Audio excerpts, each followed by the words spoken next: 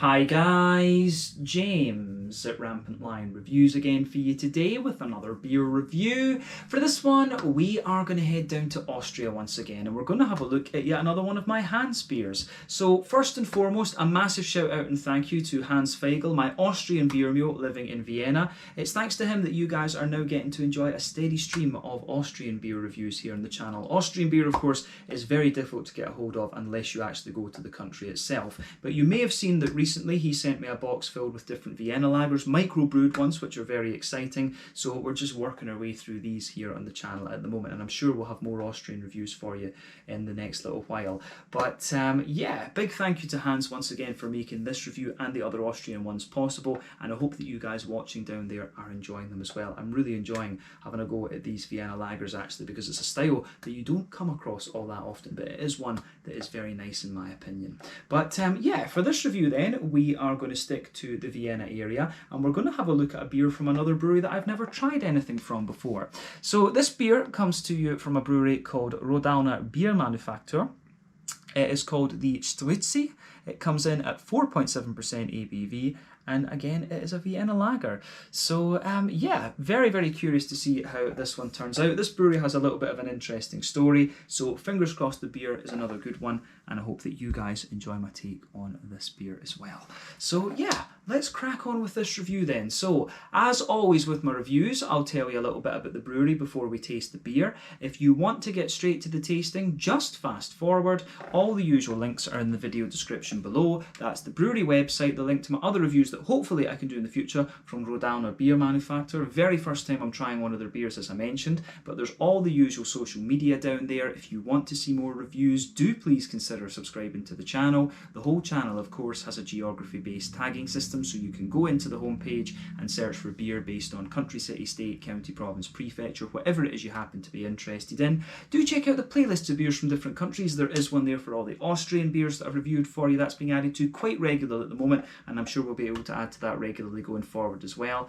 And as always, please do get in touch and let me know some of the other beers and breweries that you guys would like to see me review. It's always great to hear from you guys that are watching the videos, and the support that you show the channel is massively appreciated. So anyway, on to my brewery notes then to tell you a little bit about RODAUNer Biermanufaktur.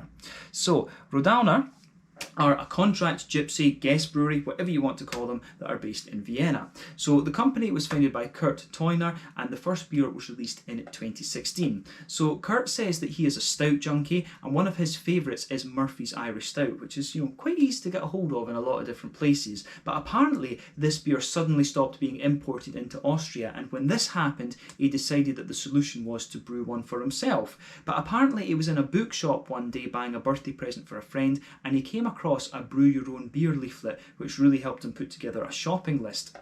So he started off brewing beer in his kitchen with simple pots and pans and just took it from there. The first beer that he produced apparently was a smoked Scotch ale for the local Burns Society back in 2016, and it went down very well, and this prompted him to continue experimenting, and he developed more recipes after this as well. But these days he has a small pilot brewery in his basement that he uses to create the recipes, and once he's perfected them, once he's happy with them, he'll go to a larger brewery and brew batches of a few hundred litres. I think he's got a couple of breweries that he goes to, because it mentioned in the article that I read that the batches he brews are around 600 litres, which is kind of an oddly specific number, so I'm guessing that there are one or two breweries around the city that he's using to brew these. But the name of the brewery comes from Rodaun, which is a district of Vienna these days. It used to be a small village outside of the city, but it was incorporated into the city as the 23rd district, and you'll find that in the southwestern part of the city. But he and his family apparently spent a lot of time there over the years, and that was just something that he wanted to go with for the brewery.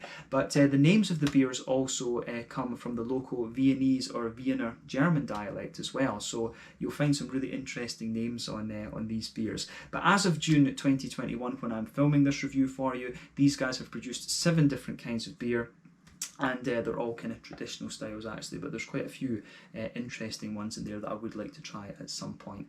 But yeah, that is all I can really tell you about RODAUNer Biermanufaktur for the moment. If you want to learn more about these guys, you can check out the brewery website. You can follow them on Facebook and Instagram to keep up to date with all the latest goings on. I would recommend that because these guys are, very small, just a gypsy brewer basically.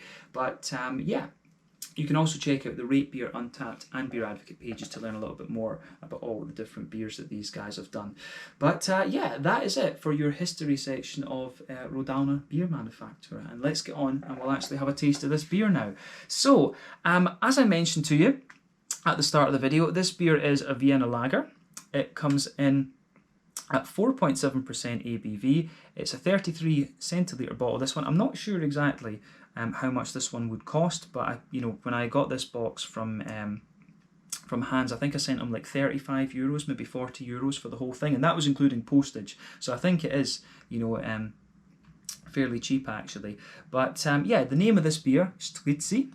This can mean a couple of different things. It can mean a pimp, apparently, but it can also mean something along the lines of like a rogue or a vagabond, like a kind of mischievous youth. And I think that's the meaning that it's going for, just looking at the label. I'm not sure, I'm not 100% sure I should say, but just looking at the kind of guy on the label, I think it is meant to be like, a youthful rogue, I guess we could say. But yeah, the word Strizzi apparently is used both in Bavarian dialect and in the Viennese dialect as well, but it finds its roots in the Czech word for uncle, according to the linguistic database that I used. So yeah, that's quite interesting as well. So let's get this guy out then and we'll get on with the tasting. 4.7% Vienna lager, this one. So I've got to show you, plain white bottle cap on this beer as well, incidentally. But yeah, as I've told you in previous videos, the thing that defines a lager is the cold temperature fermentation, bottom fermenting yeast. Usually it takes place between 8 to 12 degrees Celsius, whereas ale fermentations take place between like 15 to 18 degrees Celsius. And you've got various different types of lagers, of course. So the Vienna lager is an amber lager, and of course you have the Märzen, the German Märzen, and you've also got the Czech Letzak as well, which could be kind of similar. For me, the German Märzen is a little bit more kind of crisper and biscuity. The Viennese lager is a little bit more kind of bready at the same time. It's a little bit more oily at the same time, but a little bit more kind of bready, whereas the Czech Letzak is a little bit more kind of bready and yeasty, if you like. So yeah, but all very nice beers. They are just a little bit distinctive from each other.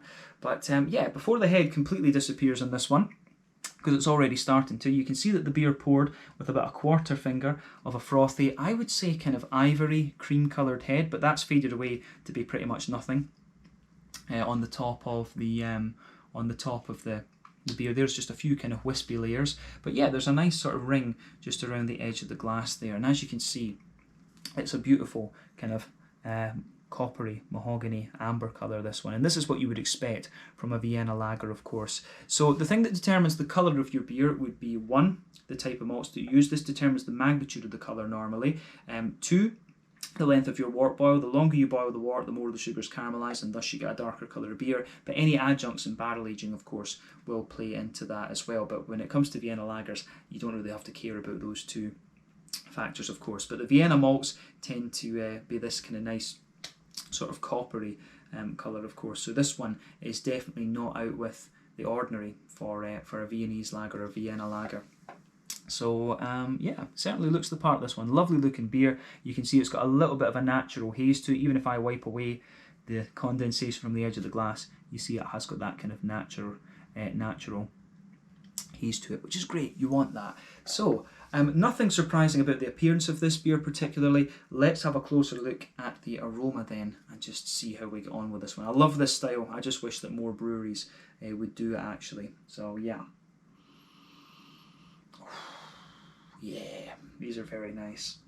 I'm going to and later on in the video, I can guarantee you I will complain about the fact that this is in a 33 bottle rather than a 50 centilitre, 330 ml rather than 500 millilitres. I do think lagers should be sold in half litres, but these guys are a little microbrewery. We have to let them away with that. If it's a big brewery, they don't have an excuse. But I'm going to say straight away, this beer comes across very, very nicely. So first impressions of it are that it's got a little bit more of a kind of grainy, bready sort of base to it. And, my impression of the kind of, foreign brewed, if you could say, the foreign brewed Vienna lagers, and I noticed this in the last one that we had as well, the last microbrewed one that we had, I noticed that it was distinctly more grainy. So I'm wondering if a lot of this one that I had from Vienna Brewery here in Sweden, I'm wondering if the foreign brewed ones tend to be a little bit more kind of sweet than the actual Austrian ones are. So that's something that we need to keep in mind. But yeah, definitely with this beer, you smell a lovely kind of crisp sort of wholemeal brown bready base to this one. You've definitely got a nice little bit of brown sugar in there as well, and the kind of fruitiness and hoppy characters that you'd expect. But let's break this aroma down for you a little bit more kind of in depth and describe it properly. So yeah, the backbone of this beer, absolutely, it's quite a grainy, wholemealy, brown bready character. There's a lot of bread crust in there for me. You will get one or two very slightly woody notes coming out of this, and I think they become a little bit more obvious the more that you smell the beer.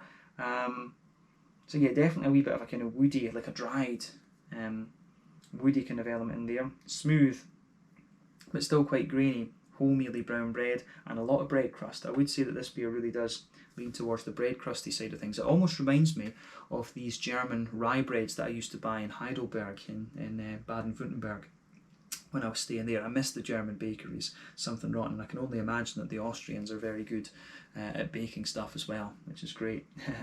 Need to get down there and explore a little bit more, definitely.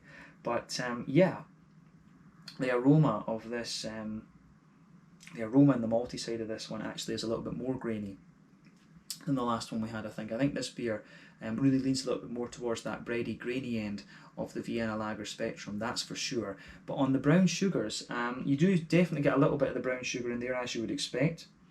And of course, I'm guessing that in Vienna there will be quite a few malt producers. Of course, so you will get, different, it'll depend very much on what kind of Vienna malt that you use. But yeah, there is a bit of a biscuity sweetness to this one as well. You can get a little hint of a straight up caramel, definitely, but I would say that the brown sugars come across as being a little touch toasty, and there's also that kind of McVitie's digestive biscuity sort of thing coming out of this beer. And these are all things that you would expect of this style, of course. Whenever I try a Vienna lager from a brewery that is not Austrian, which isn't all that often, but I would always look for them to be authentic. But I can see from trying these microbrewed ones from Vienna, perhaps my idea of a Vienna lager has been a little bit skewed. I've always thought it was a little bit sweeter and more oily than it is, but I'm seeing that they can have a grainy side as well, which is very interesting. So yeah, always like learning about new styles. This is why you try it. This is why you should try beer from all the different countries that you can. So yeah, this is awesome. But yeah, the malty backbone in this one is nice, but I would say that it sweetens up and you start to get more and more brown sugar coming out of this one the further that you go with it. So yeah, it's a thumbs up from me on the malty side of things. The hoppy side of this beer is, of course, pardon me, what you would expect. So the hoppy part of the beer, there's definitely a wee bit of earthiness to this one, that's for sure. You can smell a nice, it's got a little bit of brightness, a little bit of spiciness, and a wee bit of smoothness to it. The green component is quite interesting in this one. So I am wondering if they're using Austrian hops in these beers, because they don't smell quite spicy enough to be Czech Žatec, and they're not quite bright enough in a sense to be they're not quite bright enough in a sense to be the sort of German Hallertau or Tettnanger ones. They're kind of somewhere in the middle, and that makes me wonder, yeah, maybe it's an Austrian hop that's in this. Of course, the Slovenian noble hops, the Dana and the Styrian Goldings and stuff like that, those are the ones that give you a real smoothness. But this beer, it has a wee bit of brightness and a kind of bit of a spiciness to it as well. So yeah, definitely a little bit of floral character. And I think the more that I smell of it, though, I'm convinced it starts to lean more towards the grassy side of the spectrum. But yeah, I really like how that goes together. This one, the green component in this beer, again, it's what you'd expect, but it just goes together very, very nicely. Fruity side of the beer then. Again, it's kind of what you'd expect. You get a little bit of a kind of sultana type quality out of it, those kind of dried white, green, grapey elements. There's a wee bit of pear perhaps, and that's, for me, that's about it. Maybe just a little hint of a kind of red fruit, like a very slight figgy character, or something like that.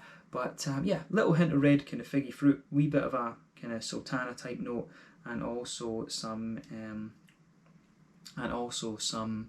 as we say, you know, just a little bit of a kind of an oily kind of peary note out of the beer. But yeah, I think it's about time that we try this one then. I'm very curious about this. It smells great though, as I say, showing me that the Vienna lagers can be a little bit more grainy. But yeah, this one is the Strizzi from RODAUNer Biermanufaktur in well, I guess in Vienna we should say. In Vienna down in Austria. Thank you again to Hans for making this review possible. A 4.7% Vienna lager. Let's get stuck in. Slange, skål, cheers and prost.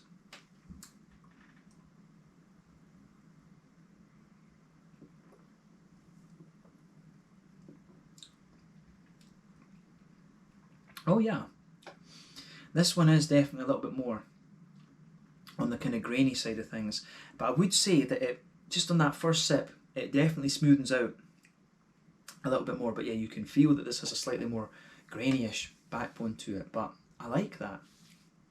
It's interesting. There is a lot of woody character to this one as well, I would say. But yeah, this is very interesting. I'd love to try this on tap in a tanker, of course. So maybe that's something that's possible when I do eventually make it down to Vienna. I really want to go and see that city again, because I think I was there when I was young, but I really don't remember it, to be quite honest. But yeah, I'd love to get back down to Vienna.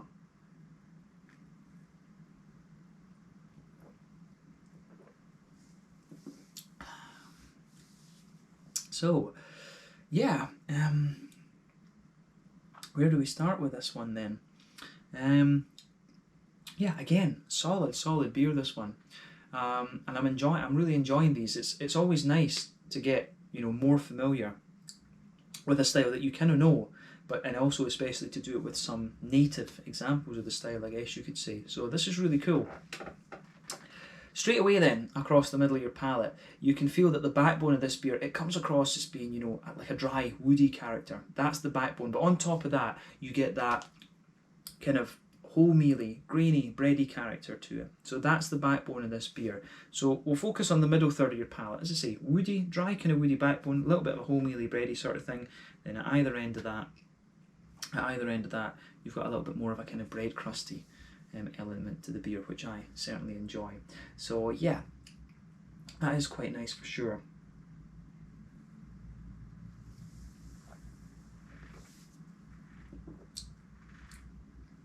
The more that you drink of it as well, you can feel that the breadiness in that middle third of your palate really starts just to thicken up a little bit. It just gets a little bit more almost fluffy, if you like, but it does feel like quite a dense, a dense kind of brown bready sort of thing. I don't know if I would go quite as far as saying rye bread, because it's not quite as sort of sweet, if I can say that. It's not quite as sweet as you would expect from rye bread, but I do like how this beer goes about its business in that regard.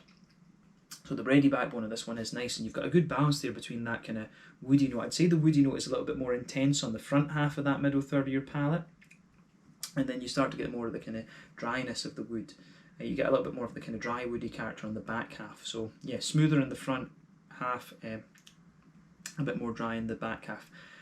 More grainy bread on top. It thickens up and it starts to sweeten up a little bit the more that you drink of it. Then bread crust at either end of that middle third of your palate. In the dead centre of your tongue, in the dead centre of that middle third of your palate, you've got a nice kind of oily circle in there. You can feel it's a little bit of a kind of brown sugary element there. It's actually not particularly sweet. It's not overly sweet. It actually comes across as being more it has an element of being like more highly caramelized or slightly more toasty or something.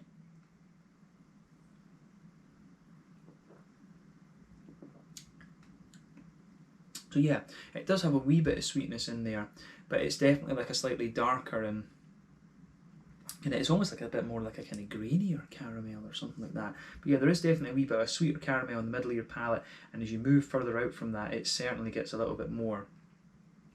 It certainly gets a little bit more sort of biscuity and McVitie's digestive, like as you push out towards the extremities of that middle third of your palate. But yeah, I think that covers the middle third of your palate quite succinctly in this one.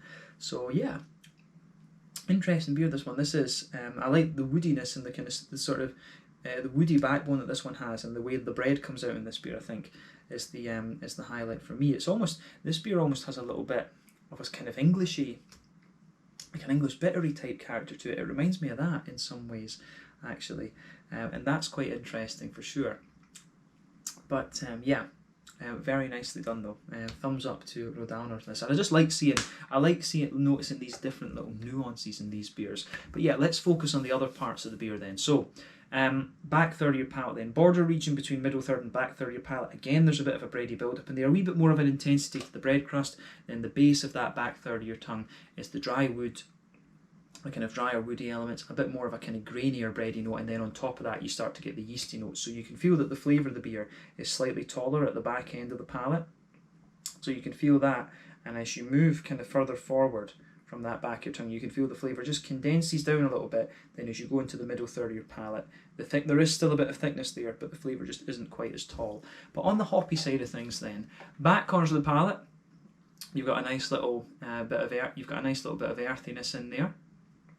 And then, yeah, as you move further forward, there's a little bit of a kind of herbal quality. And then as you push towards the kind of front corners of the palate, there's a little bit of a kind of floral, there is a little bit of a kind of floral aromatic sort of thing coming out of the beer. But as I say, the sort of earthy herbal quality of the hops in this one is quite interesting. So yeah, that's got a little bit more prominence to it. And as you move further forward along the front corners of the palate, as I say, you get a little bit more floral aromaticity around this one, and then round the front curve of the palate, the beer has a nice little bit of a lighter grassiness there, and the grassy quality of the beer does actually have a little bit of a kind of citrusy, zesty kind of thing to it, but not too much. It's not too much, if you like.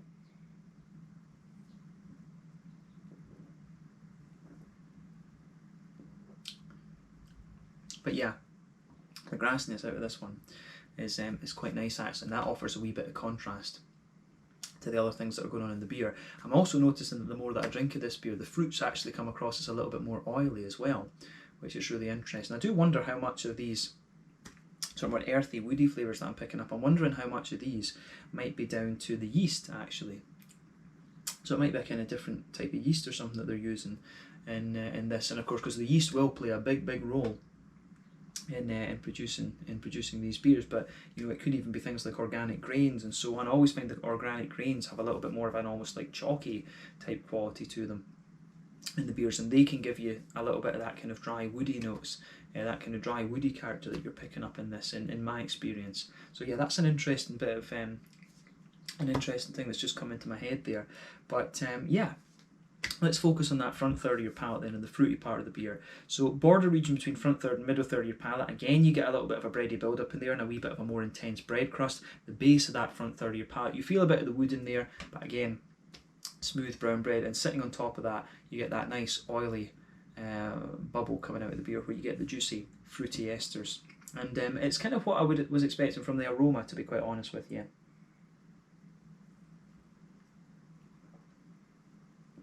So yeah, you've got a nice little bit of a kind of sultana type note there on the back third of your palate. You can feel it's a little bit of that like dried sultana type fruit. And as you move further forward, it just develops a very slight hint of like a fig or something. There's a tiny little hint of a red fruity character in this one, and then as you reach the kind of front half of that front third of your palate, it's like an oily kind of peary character that you get out of this one. So yeah, sultanas, pears, and just the tiniest little hint of a red fruity character, you know, a little bit of a you know, just a tiny little bit of a fig, or a very slight, very slight strawberry or candied strawberry or something like this. So yeah, that's quite a common thing to get in the Vienna lager as well. But yeah, I like how this goes together. This is showing me another side to this style that I hadn't been familiar with in the past, and that's never a bad thing. But yeah, on the mouthfeel then, I think we've covered the flavour of this beer quite well, so we can round off the review with the mouthfeel. So the mouthfeel for me, it's kind of like bottom end of mid-bodied, top end of light-bodied, I would say. And it is one of the more oily lagers that I've come across in recent times, I would definitely say that. But the carbonation is very smooth. There's a degree of slickness to it, and like I say, one of the slightly more oily beers that I've come across before. But yeah, on the in terms of the IBUs and stuff, so you've got a nice little bit of hoppy bitterness to this one.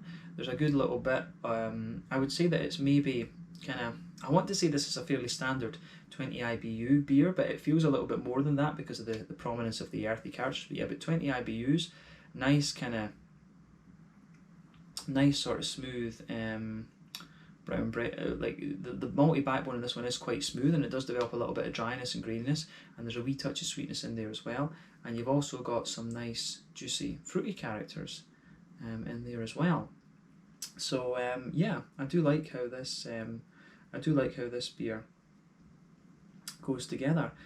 Yeah, nice oily juicy fruits and smooth malty backbone, bit of graininess to it, as I say, and about 20-ish IBUs. So makes sense, this one.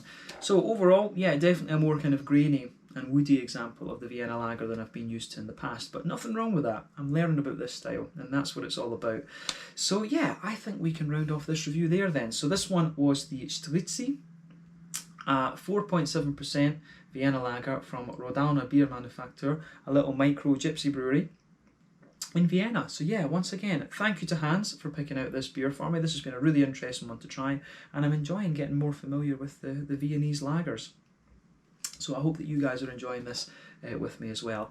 But yeah, we can leave it there. Once again, thank you for watching my beer reviews. Until the next time, please like, subscribe, share, all the usual YouTube stuff. Let me know your own thoughts on this beer in the comment section below. Let me know what your favourite beers are from RODAUNer Biermanufaktur as well. And if you do have any other Vienna lager recommendations, feel free to fire those in the comment section below as well. But thank you again for watching. Check out my social media, check out RODAUner's social media as well, and I'll catch you guys in the next one. Slàinte, skål, cheers, prost, and thank you for watching.